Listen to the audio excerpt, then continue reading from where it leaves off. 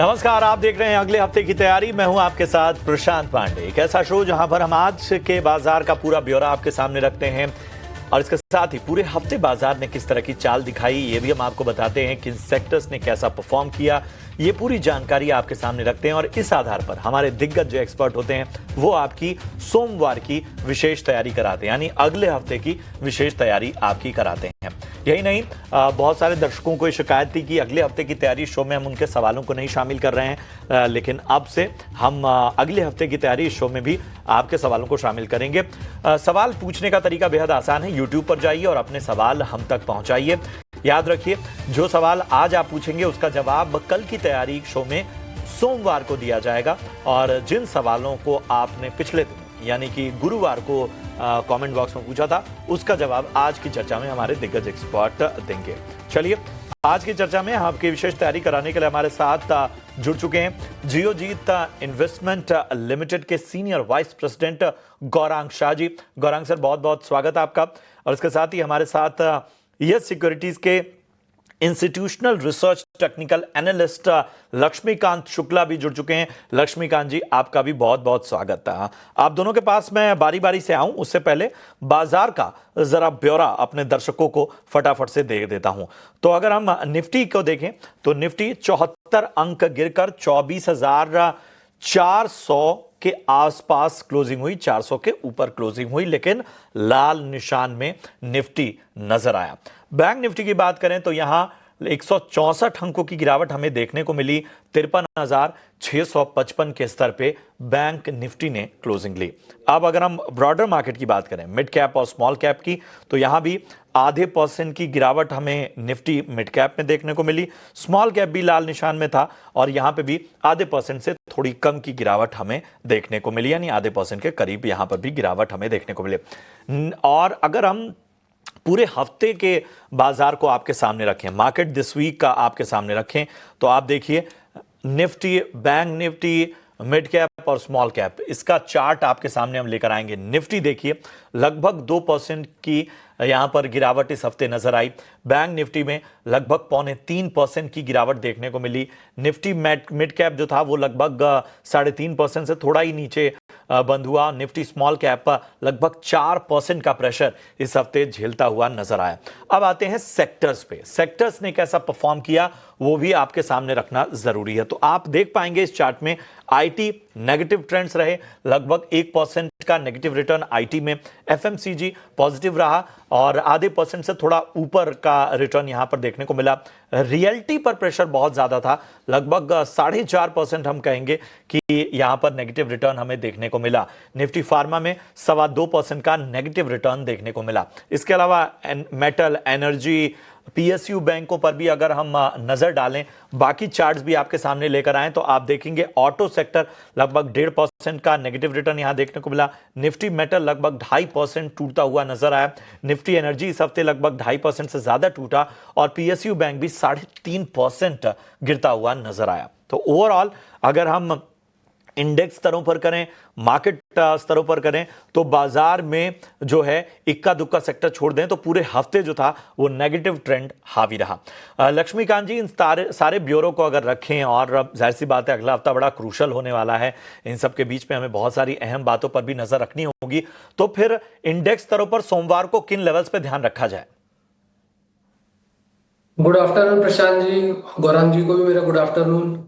जिस तरीके से सेलिंग प्रेशर देखने को मिला है, तो उस हिसाब से अभी भी ऐसी कोई राहत देखने को नहीं मिल रही है। हमने पिछले हफ्ते भी इस बारे में बात किया था जब निफ्टी ने शूटिंग स्टार पैटर्न बनाया था, और उसी का जो रुझान है हमें इस हफ्ते भी देखने को मिला है और back to back selling pressure आता हुआ दिखाई दिया है। मार्केट ने 25,150 160 के पास एक अच्छा खासा रेजिस्टेंस लिया और वहां से फिर हमें लोअर टॉप लोअर बॉटम के फॉर्मेशन निफ्टी इंडेक्स में देखने को मिले हैं। अभी भी ओवरऑल ऐसा कोई स्ट्रक्चर नहीं है, ना ही सेक्टोरियल इंडाइसेस पे स्ट्रक्चर दिख रहा है, ना ही किसी इंडेक्स पे ऐसे कोई स्ट्रक्चर दिख रहे हैं जहां पे हमें पॉजिटिव मूव आने की उम्मीद हो। तो ओवरऑल जो सेंटिमेंट है वो नेगेटिव साइड ही टिल्ट होते हुए दिखाई दे रहे हैं और जो ब्रेथ है वो भी नेगेटिव साइड ही दिखाई दे रहा है। तो अभी फिलहाल के लिए अगर लेवल्स की बात की जाए तो निफ्टी 24,337 जो कि इस मंथ का प्रीवियस लो था, मुझे लगता है कि वहां तक एक बार मार्केट फिसल सकता है। और अगर 24,337 के लेवल्स टूटते हैं तो फिर निफ्टी 24,200 लेवल्स तक भी जाता हुआ हम देख पाएंगे। वहां पर 200 एक्सपोनेंशियल मूविंग एवरेज है, तो वहां से शायद शॉर्ट टर्म एक पुल बैक मूव आता हुआ दिखाई दे। बट अभी फिलहाल हमें मार्केट नेगेटिव नजर आ रहा है। और बैंक निफ्टी पर बात की जाए तो बैंक निफ्टी भी क्लियर अंडर परफॉर्मर रहा है, और वहां पर हमें back to back selling pressure देखने को मिला है। तो यहाँ पर भी जो सपोर्ट है वो अब दिखाई दे रहा है 53,400 के आसपास। और अगर उसके नीचे फिर से गिरावट देखने को मिलती है तो बैंक निफ्टी भी अपने 200 SMA लेवल को रिटेस्ट कर सकता है, जो कि 52,900 के पास है। तो overall sentiment most of the sectors में अभी फिलहाल के लिए नेगेटिव ही दिखाई दे रहे हैं। ठीक है, तो दोनों ही जो हैं इंडेक्स स्तरों पर फिलहाल नेगेटिव सेंटिमेंट, सेलिंग प्रेशर हावी होता हुआ। गौरांग सर, आमतौर पर बहुत सारे लोग होंगे जो इस बाजार में चिंतित होंगे, लेकिन आप हमेशा कहते हैं कि बाजार धैर्य के साथ आगे बढ़ने का नाम है। ऐसे बाजार में किस तरह की रणनीति अपनाई जानी चाहिए? किन सेक्टर्स को आप अपने रडार पे रख रहे हैं? धन्यवाद प्रशांत भाई, इस मंच पर आमंत्रित करने के लिए। ईटी नाउ स्वदेश के दर्शकों को, लक्ष्मीकांत जी को, आपको सादर प्रणाम और शुभ दिन हमारे तरफ से। तो देखिए, निश्चित है कि वातावरण ये बाजार की एक चुनौती होती है प्रशांत भाई, और मैं ये मानता हूं कि छोटी मध्यम अवधि में अगर आप कारोबार करते हैं तो आप अपनी जोखिम झेलने की क्षमता को ध्यान में रखें। लेकिन निवेश के ऊपर जो मुनाफा मिलता है, वो जो पूंजी हमें मिलती है, वो मेरे ख्याल से बहुत ही बेहतरीन आपको रणनीति साबित होती है, कारगर रणनीति साबित होती है। अब कौन, आपका प्रश्न का उत्तर देते हुए कौन से क्षेत्र पर आपको ध्यान रखना चाहिए प्रशांत भाई, तो मेरे ख्याल से जो मैंने पहले भी कहा है हमारे चैनल ईटी नाउ स्वदेश पर, कि स्थानीय मार्केट से जुड़े हुए जो क्षेत्र है और जो क्षेत्र स्थानीय संकेत से जुड़े हुए हैं, उन पर ज्यादा ध्यान देना चाहिए। अब उदाहरण के तौर पर अगर आपको क्षेत्र के नाम में अगर फिर से आपके दर्शकों की सहायता के लिए लेना चाहूं तो खपत से जुड़े हुए क्षेत्र है, सीमेंट क्षेत्र है, टेलीकॉम क्षेत्र है, ऊर्जा उत्पादन क्षेत्र है, हॉस्पिटैलिटी क्षेत्र है, हेल्थ केयर क्षेत्र है, और कुछ हद तक बैंकिंग एंड फाइनेंस, पूरा बीएफएस सेगमेंट।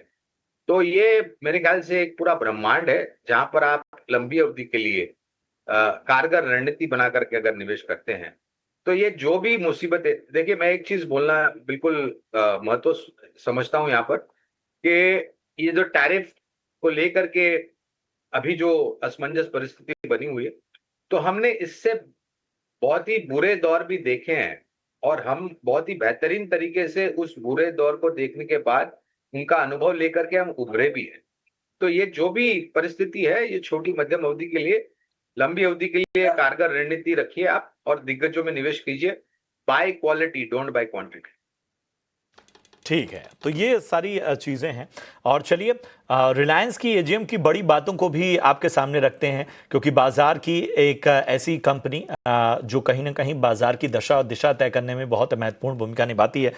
तो जो अहम बातें हैं वो आपके सामने हम रखते हैं। 2026 में जनवरी से जून के बीच जियो टेलीकॉम का आईपीओ आने की बात कही गई है इस एजीएम में, जो एक फ्यूचर आउटलुक रखा गया है। जियो टेलीकॉम का भारत के बाहर ऑपरेशन शुरू करने की बात कही गई है। इसके अलावा जियो टेलीकॉम का कस्टमर बेस 50 करोड़ के पार जो है वो जाता हुआ नजर आ रहा है। इसके अलावा खास तौर पे जो टेक्नोलॉजी फ्रंट पे बात की गई है इस एजीएम में, आर्टिफिशियल इंटेलिजेंस एआई यूनिट अलग से बनेगी, डेटा सेंटर के लिए सब्सिडरी बनाएगी रिलायंस इंडस्ट्रीज। अगर हम बात करें तो एक महत्वपूर्ण साझेदारी की भी बात की गई है। एआई के लिए गूगल मेटा के साथ जो है वो कंपनी करार करने वाली है। इसके अलावा FY25 में रिलायंस रिटेल कारोबार रेवेन्यू के बारे में जो जानकारी दी गई है उसमें कहा गया है 3,30,000 करोड़ रहा है। इसके अलावा 3 साल में रिटेल रेवेन्यू में 20% की CAGR ग्रोथ संभव है। यह भी इस एजीएम की अहम बात रखी गई है।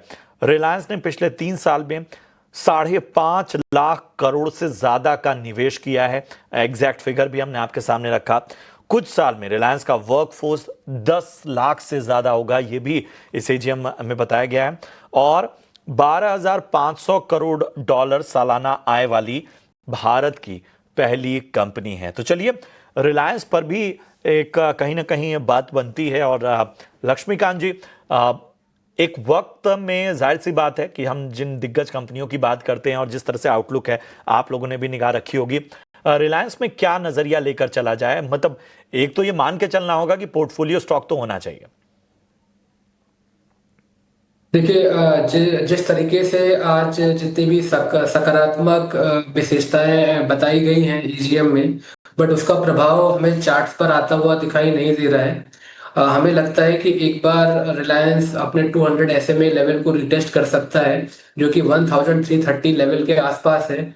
वो काफी क्रूशियल लेवल है, और वहां पर पिछली अपवर्ड रैली के 50% फिबोनाची रिट्रेसमेंट भी आते हुए दिखाई दे रहे हैं। तो अभी आने वाले समय में 1330 का जो लेवल है रिलायंस के लिए काफी महत्वपूर्ण रहेगा। अगर रिलायंस उसको डिफेंड कर ले जाता है, तो वहां से एक short term pull back move हमें 1410 से लेकर 1430 तक के लेवल्स तक देखने को मिल सकता है।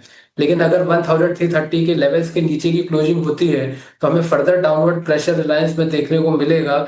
देन आफ्टर फिर रिलायंस वहां से 1270 1250 के लेवल्स को भी रिटेस्ट कर सकता है, जहां पर उसके 61.8 फिबोनाची रिट्रेसमेंट के लेवल्स हम देख पा रहे हैं। तो अभी फिलहाल के लिए 1330 का लेवल्स काफी महत्वपूर्ण रहेगा, और वहां से एक short term pull back move का एक्सपेक्टेशन किया जा सकता है। चलिए, तो ये है रणनीति फिलहाल रिलायंस पर आती हुई। अब बढ़ते हैं आगे और आपके सवालों को अपनी चर्चा में शामिल करते हैं। मनीष कर्म है खरगोन से, इन्होंने सवाल पूछा है और इनके पास टीसीएस के शेयर अब मौजूद हैं और इन्होंने 3427, जी हाँ एक बार फिर से बता दूं, 3427 3427 के भाव से टीसीएस के शेयर लिए हुए हैं।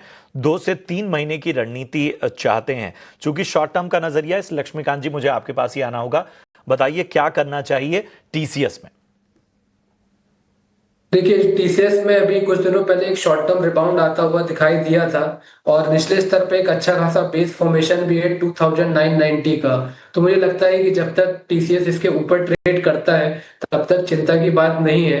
हाँ, अगर टीसीएस 2990 के नीचे के ब्रेकडाउन दे देता है, तो फिर हमें सेलिंग प्रेशर देखने को मिल सकता है। उस दौरान ये स्टॉक फिर अपने निचले स्तर 2740 तक के लेवल तक फिसल सकता है। बट अभी फिलहाल उस चार्ट्स पर ऐसे कोई संकेत नहीं मिल रहे हैं कि ये 2990 के लेवल्स को तोड़ेगा। तो मुझे लगता है कि 2990 के स्टॉप लॉस के साथ इनको टीसीएस होल्ड रखना चाहिए। हालांकि फ्रेश बाइंग मोमेंटम के लिए इनको थोड़ा सा इंतजार करना पड़ेगा। एक बार 3205 के ऊपर की क्लोजिंग होती है, तो हमें ये जो पुल बैक मूव है वो आगे की तरफ बढ़ता हुआ नजर आएगा। वहां से फिर हमें एक फ्रेश बाइंग मोमेंटम टीसीएस में देखने को मिल सकता है, और उस दौरान फिर टीसीएस 3500 के लेवल को एक बार रिटेस्ट करेगा। चलिए, तो ये है राय टीसीएस पर आपको मिलती हुई। अरुण कुमार गुप्ता हैं गौरांग सर लखनऊ से, इन्होंने सवाल पूछा है, राइट्स पर राय जानना चाहते हैं। 100 शेयर हैं इनके पास और इनकी बाइंग प्राइस जो है 294 294 पे इन्होंने खरीदारी की हुई है। नुकसान इन्हें हो रहा है, लेकिन 1 साल का नजरिया लेकर चल रहे हैं। देखिए प्रशांत भाई, पहले तो एक छोटा डिस्क्लोजर देना अनिवार्य होगा कि जो भी निवेश लायक रणनीति आपके समक्ष इस कार्यक्रम में रखेंगे, ये हमारी रिसर्च टीम के तरफ से राय है। इसमें हमारी कंपनी जियोजित अथवा मेरा कोई निजी निवेश नहीं है। ना ही किसी प्रकार का वित्तीय लाभ हमें मिलता है, ना ही किसी प्रकार का कॉन्फ्लिक्ट ऑफ इंटरेस्ट। लेकिन इसी स्तर पर राय हमारे क्लाइंट्स को देते हैं, हो सकता है उनका निवेश हो। तो राइट्स पर तो मुझे ज्ञान नहीं है कि हमारी रिसर्च टीम की कोई कवरेज है नहीं है। लेकिन एक चीज है कि इस प्रकार के निवेश में आपको अनिवार्य है कि आप थोड़ा समय सीमा जो है वो 1.5-2 साल या उससे अधिक की दे। ये इसलिए क्योंकि इनके नतीजों को लेकर के कभी कुछ मायूसी, कभी कुछ बहुत ही बेहतरीन रुझान आता है। लेकिन विशेष रूप में टिप्पणी नहीं कर पाऊंगा, क्योंकि मुझे ज्ञान नहीं है कि हमारी कवरेज है कि नहीं है राइट्स की। चलिए, अगला सवाल लेते हैं। अगला सवाल हमारे दर्शक ने अश्विनी शाहू ने पूछा है और आईआरसीटीसी पर राय जानना चाहते हैं। रेलवे का इनका भी स्टॉक है, ये भी एक लॉन्ग टर्म निवेशक हैं और इन्होंने 750 रुपए के भाव पे खरीदारी की हुई है, फिलहाल नुकसान में है। आईआरसीटीसी पर क्या राय बन रही है गौरांग सर? चूंकि लॉन्ग टर्म का नजरिया है, साफ उन्होंने कहा कि मैं एक लॉन्ग टर्म निवेशक हूँ। भाई देखिए, मेरे ख्याल से बहुत समय पहले जब इसका आईपीओ आया था, शायद उस समय पर हमारी रिसर्च रिपोर्ट थी लंबी अवधि के लिए आईपीओ में निवेश की राय थी। मेरे ख्याल से कोई स्टैंड अलोन रिसर्च रिपोर्ट नहीं है, लेकिन एक बात में रेलवे क्षेत्र यानी कि भारतीय रेलवे क्षेत्र और भारतीय रेलवे क्षेत्र से जुड़ी हुई कंपनी के बारे में करना चाहूंगा। जो परिवर्तन हो रहा है प्रशांत भाई, चाहे आप रेलवे की गति को देख लीजिए या पटरी की सुधार को देख लीजिए, चाहे रेलवे स्टेशन के आधुनिकीकरण को देख लीजिए या फिर कोचेस के परिवर्तन को देखिए, एक बहुत बड़ा परिवर्तन हो रहा था, है और आने वाले भविष्य में यह परिवर्तन होगा। और आईआरसीटीसी एक ऐसी कंपनी है जो केवल मात्र रेलवे की टिकट की सुविधाएं मुहैया नहीं कराती है, इसके अलावा ये बहुत सारे अलग अलग कामकाज करती है भारतीय रेल के लिए। तो एक सक्षम और मजबूत कंपनी है और जिस प्रकार से परिवर्तन मेरे ख्याल से भारतीय रेल में हो रहा है, उसका सकारात्मक सा रुझान या प्रतिबिंब जो है वो रेलवे क्षेत्र से जुड़ी हुई कंपनियों पर पड़ सकता है, उदाहरण के तौर पर आईआरसीटीसी। तो चलिए हम एक राय लक्ष्मीकांत जी से भी ले लेते हैं। लक्ष्मीकांत जी, जरा दोनों स्टॉक पे राय दीजिए, राइट्स और आईआरसीटीसी कैसे लगते हैं इस लेवल पे आपको? जी, आईआरसीटीसी की अगर बात करें तो यहाँ पर अच्छे खासे ब्रेकडाउन देखने को मिले हैं। इस स्टॉक ने अपने प्रीवियस स्विंग लो 712 के नीचे की क्लोजिंग दे दी है और ये जो क्लोजिंग आई है बेरिश कैंडल फॉर्मेशन के साथ आई है। तो अभी भी फिलहाल ऐसी कोई राहत दिखती हुई नहीं देख पा रहे हैं हम लोग डेली के चार्ट्स पर। तो मुझे लगता है कि ओवरऑल सेंट नेगेटिव साइड ही है। जब तक ये स्टॉक 725 740 के नीचे ट्रेड करता है तब तक इसमें सेलिंग प्रेशर बना रहेगा और यहाँ से भी करंट लेवल से भी फर्दर गिरावट देखने को मिल सकती है जो कि इसको निचले स्तर तक पुश करेगी। मुझे लगता है कि आने वाले समय 660 650 तक के भी लेवल आईआरसीटीसी देखने में मिल सकते हैं। तो हमारी तरफ से तो आईआरसीटीसी में इनको एग्जिट रहने की सलाह रहेगी। वहीं पर अगर राइट्स की बात की जाए तो यहाँ पर जो ट्रेंड है ये भी फिलहाल डाउन साइड की ओर नजर आता हुआ दिखाई दे रहा है। पिछले कई हफ्तों से यहाँ पर शॉर्ट टर्म बेरिश सेंटीमेंट के साथ ये स्टॉक ट्रेड कर रहा है, बट एक सपोर्ट नजर आ रहा है अराउंड द लेवल्स ऑफ 225, लेकिन ये काफी नीचे है। तो जो अभी ये फिलहाल 244 के आसपास ये स्टॉक ट्रेड कर रहा है, तो यहाँ पर भी हमें फर्दर करेक्शन देखने को मिल सकता है 225 के आसपास तक। और फिर से हमें जब ये 225 को रीटेस्ट करेगा तो वहां पे फिर से रिविजिट करना पड़ेगा कि जिस टाइप के भी फॉर्मेशन रहेंगे, देन उसके आफ्टर बाद हम उस हिसाब से इनको सलाह दे पाएंगे। अभी फिलहाल यहाँ पर बेरिश सेंटीमेंट के साथ स्टॉक ट्रेड करता हुआ दिखाई दे रहा है। आगे सुषमा गुप्ता का सवाल लेते हैं, लखनऊ उत्तर प्रदेश से सवाल इन्होंने पूछा है। गौरांग सर, आईटीसी में इन्होंने खरीदारी की हुई है, इनकी बाइंग प्राइस है 324 रुपए, 2 साल का नजरिया लेकर चल रही हैं। देखिए, खरीद भाव देखते हुए प्रशांत भाई मुझे लग रहा है कि इनको निश्चिंत होना चाहिए, पहली बात। दूसरी बात, खपत क्षेत्र जो माननीय प्रधानमंत्री जी ने 15 अगस्त को लाल किले से घोषणा की थी और जो खबरें आई है सितंबर के पहले हफ्ते में यानी कि अगले हफ्ते वित्त मंत्री जी और जीएसटी काउंसिल की बैठक होगी और निर्णायक तरीके से एक नया जो अवतार जीएसटी 2.0 जो है वो हमारे और आपके पक्ष सभी के पक्ष घोषणा की जाएगी, जहां पर खपत क्षेत्र से जुड़ी हुई कंपनियों को वो लाभ मिल सकता है और आईटीसी उसमें से एक है। हमारी रिसर्च टीम तरफ से खरीदारी की राय है और अनुमानित लक्ष्यांक जो निर्धारित किए हैं वो करीबन 440 के आसपास के हैं।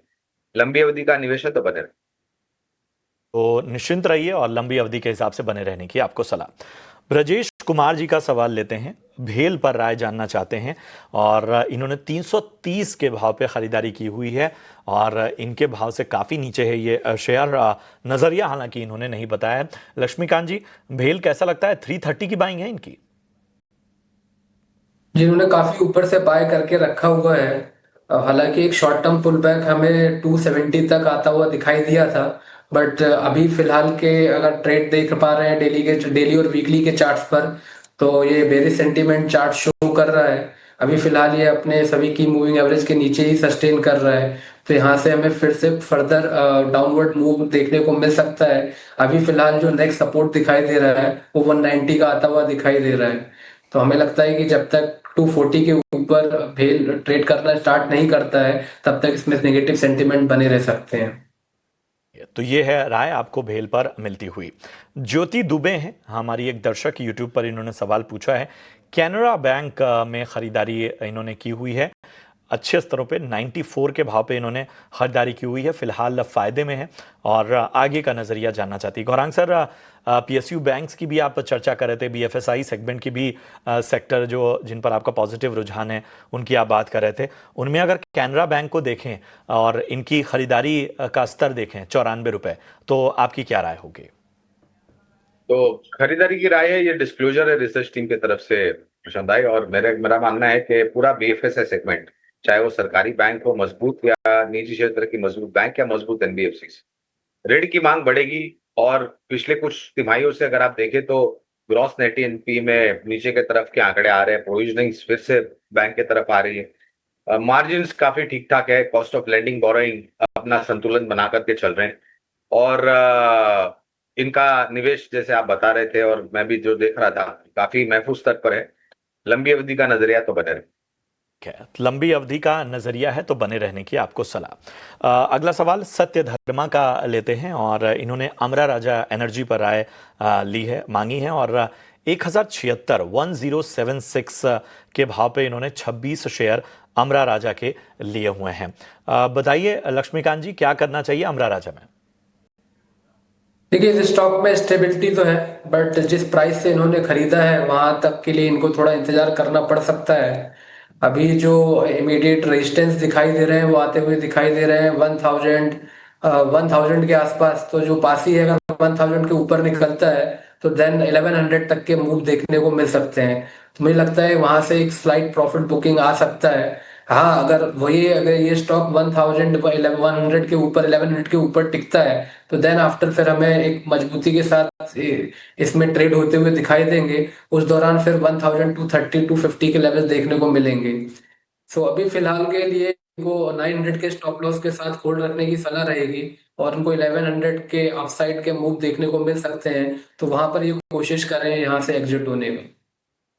राय आपको मिलती हुई और आज हम इतने ही सवालों को शामिल कर पाएंगे, लेकिन आपसे गुजारिश है कि YouTube पर आज अपने सवाल हम तक पहुंचाइए ताकि सोमवार को हम आपके सवालों के जवाब दे सकें। जी हां, कल की तैयारी जो सोमवार को शो होगा उसमें आपके सवालों के जवाब हम देंगे। कमेंट बॉक्स में अपने सवाल आज आप पोस्ट कर दीजिए। चलिए इसी के साथ बढ़ेंगे आगे और लेकर आएंगे वीआईपी शेयर्स।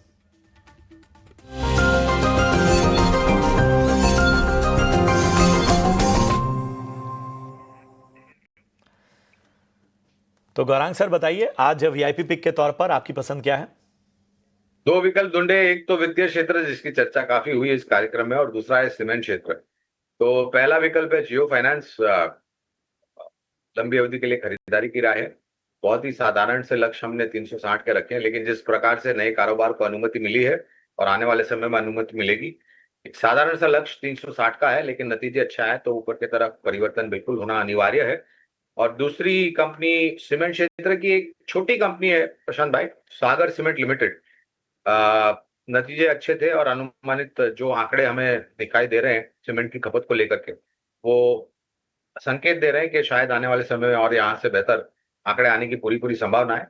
290 के ऊपर के लक्ष्यांक है सागर सीमेंट के। सागर सीमेंट हमारे कवरेज में नहीं है तो इसके बारे में हम टिप्पणी नहीं कर सकते। लक्ष्मीकांत जी, आप बताएं, आपकी राय क्या है? जी, हमारी तरफ से भी दो रिकमेंडेशन रहेंगी, एक बाय के साइड के लिए रहेगी, एक सेल की साइड के लिए रहेगी। सबसे पहले बाय के लिए बात कर लेते हैं। तो सिप्ला हमें लग रहा है कि यहाँ पे अभी भी स्ट्रेंथ डेली और वीकली के चार्ट्स पर हम देख पा रहे हैं। पिछले 2 दिनों के करेक्शन के बाद यहाँ पर एक short term pull back move आता हुआ दिखाई दिया है और ये जो पुल बैक मूव आता हुआ दिखाई दिया है ये अपने पिछले सपोर्ट पॉइंट ऑफ पोलैरिटी के आसपास आते हुए हम देख पा रहे हैं। तो मुझे लगता है कि यहाँ से हमें एक पुल बैक मूव सिप्ला में देखने को मिल सकता है। इसमें जो हमें स्टॉप लॉस रखना है वो रखना है अराउंड 1540 रुपीज का, और जो एक्सपेक्टेड टारगेट आ रहे हैं वो आ रहे हैं 1670 के। दूसरा ट्रेड जो रहेगा हमारा वो रहेगा शॉर्ट साइड का। सो वो जो रिकमेंडेशन है वो हमने दिया है एयू बैंक में। सो सितंबर फ्यूचर के कॉन्ट्रैक्ट में हमें एयू बैंक शॉर्ट करना है। अगर हम पिछले 3 दिनों का ट्रेंड देखें, यहाँ पे लोअर टॉप लोअर बॉटम का फॉर्मेशन है, और जिस तरीके से कैंडल का फॉर्मेशन हुआ है वो काफी बेरिश साइड बनता हुआ दिखाई दे रहा है। आरएसी मैकडी में ऑलरेडी बेरिश क्रॉसओवर आ चुके हैं। सो ओवरऑल सेंटीमेंट यहाँ पर भी निगेटिव दिखाई दे रहा है। तो हमें 725 के पास इसको शॉर्ट करके चलना है। स्टॉप लॉस हमें लेना है 740 का, और जो हमारे निचले स्तर के जो टारगेट आ रहे हैं वो आ रहे हैं 695 के। लक्ष्मीकांत जी, शुक्रिया करेंगे गौरांग सर आप दोनों का इस चर्चा में जुड़ने के लिए। फिलहाल अगले हफ्ते की तैयारी में हम विदा लें उससे पहले आपको विशेष जानकारी यहाँ पर हम देने जा रहे हैं। महीने की शुरुआत में अक्सर बड़े बड़े पैसों के काम होते हैं, जैसे सैलरी आती है, बिल भरने होते हैं, खर्चों की प्लानिंग करनी होती है। लेकिन जिस तरह हम अपने खर्चों की प्लानिंग करते हैं उसी तरह अपने निवेश की प्लानिंग करना भी आवश्यक है। इसी आदत को बढ़ावा देने के लिए एसबीआई म्यूचुअल फंड और टाइम्स नेटवर्क मिलकर एक खास राष्ट्रीय इन्वेस्टर अवेयरनेस पहल शुरू कर रहे हैं, जिसका नाम है भारत निवेश बेहतर कल। इस पहल का मकसद भारतीयों में लगातार निवेश करने की आदत को प्रोत्साहित करना है ताकि वो अपना आर्थिक भविष्य सुरक्षित कर सकें।